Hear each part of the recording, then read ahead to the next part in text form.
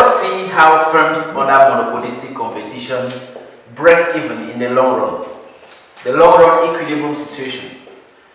In the long run, all firms are either high cost firms or marginal firms. So in the long run situation of monopolistic competition, they break even. That is to say, the income they generate from sales is equal to the cost that was incurred to produce that good or service. So it leaves the firm with zero profit. The firm can only recover what is spent to produce. We call those type of firms marginal firms. They neither make profit nor loss. And we already saw the reasons for marginal firms. And we said that one of the reasons for marginal firms or firms that break even in the long run was because there is depreciation. There is depreciation, that is wear and tear of capital. Their capital equipment begins to fade away, and as a result, they need constant repairs.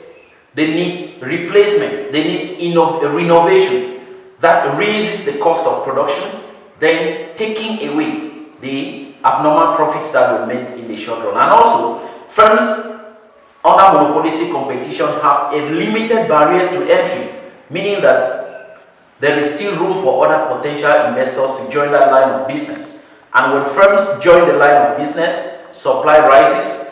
Without a corresponding increase in demand, prices are bound to fall, then leaving the firm just with normal profit.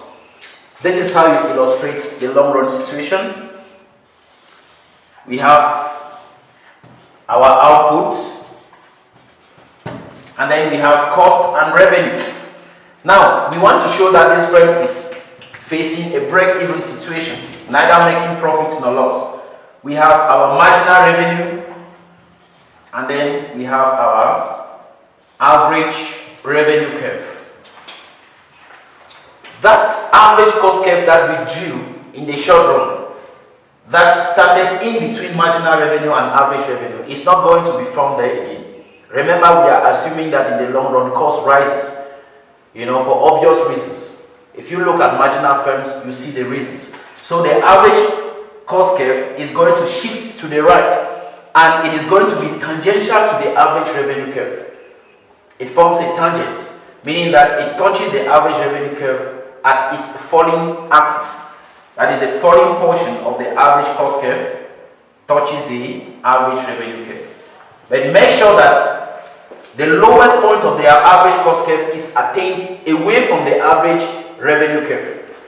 Then we bring in our marginal cost curve, which must always cut across average cost at its lowest point. That is marginal cost. And then we're done. The next thing is, how much output are we producing? How much will it cost us? What is the price? What is the profit or loss? This is just my method to help you go about this diagram. This is just my method to help you demarcate, because many students usually think that the profit maximizing output of a firm is that output level where average cost is lowest. That is the point where marginal cost is getting across average cost. It is wrong. Your profit maximizing output is always that output where MR is equal to MC. This is our MC, and then this is our MR. This is where they meet, and then that is your output, Q. And then everything we are going to judge from here. How much cost will this firm incur? The cost will be determined when this dotted line touches the average cost curve. And this is the average cost curve, it touches it here. That is your C. How much price or revenue, remember price is the same as average revenue. How much price or average revenue will be generated or raised? Still at the same point where this dotted line touches the average revenue curve, and it touches average revenue coincidentally at the same point where it is touching average cost. So we have price. If you like, you put AR. And then, are we making profit or loss? We are making none of them. We are making profits, but the profits we are making are not abnormal profits. We are making normal profits. Alright? We are making normal profits because cost is equal to revenue. The price of this commodity is the same as the cost of the commodity. If I should do this, let me put A at this point. The total revenue situation of this firm, total revenue is equal to OP AQ. So we have OP AQ, and then total cost. Total cost is equal to OC AQ. OC AQ. You see that cost is the same as revenue. Neither profit nor loss are made. So this firm is making normal profit. And this is the long run output situation of this firm. At the long run situation, under monopolistic competition, marginal revenue is equal to marginal cost.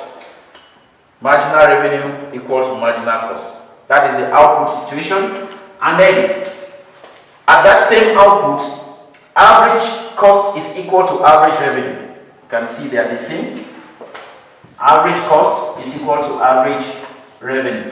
And then, at that same output level, Q, average revenue is greater than marginal revenue. Average revenue greater than marginal revenue.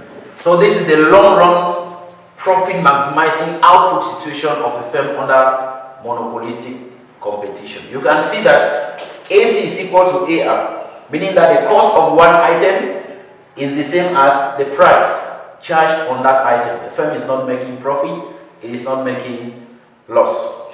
Now there is something I want to show you here, what we call excess capacity. What is excess capacity?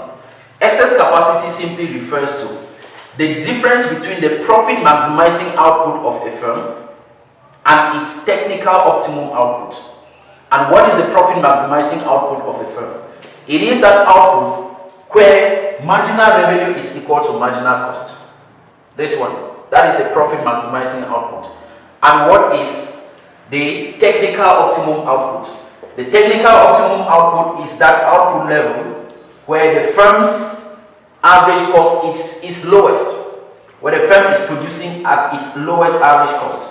That is the point Q. Let me call it Q star. So when they ask you to explain what you understand by excess capacity is simply the difference between the profit maximizing output level and the technical optimum output level. That is the difference between QE and Q star, or the distance A to B. When a firm produces at its technical optimum output, that is the lowest point of its average cost, that firm will be producing at very low cost, and its output will be higher than it would have been if it ended output at the profit maximizing output where MR is equal to MC.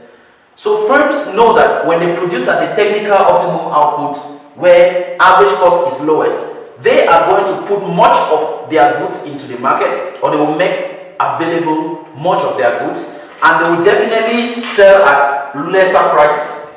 Let's say P star here, they will sell at lesser prices.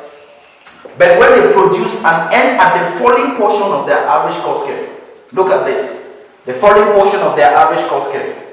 This is where firms that aspire to make profits produce and end at. When they produce, especially under imperfect competition, and end at the falling portion of their average cost curve, they do so for two reasons. To limit the availability of their good in the market, that is to make their good relatively scarce. Secondly, they do so in order to be able to charge a relatively higher price than they should have done, or they would have done if they produced at the lowest point of their average cost curve. So the distance A to B, or QE, Q star, signifies what we call excess capacity.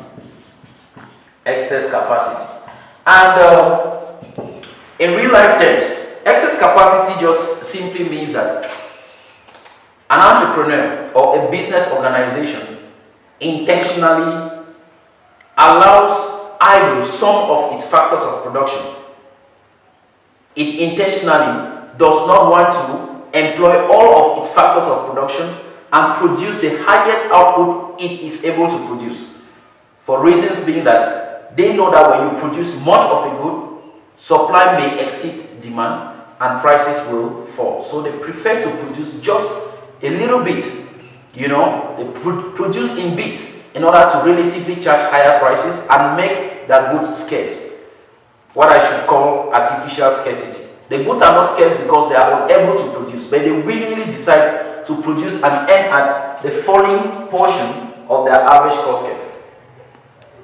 That is what we mean by excess capacity.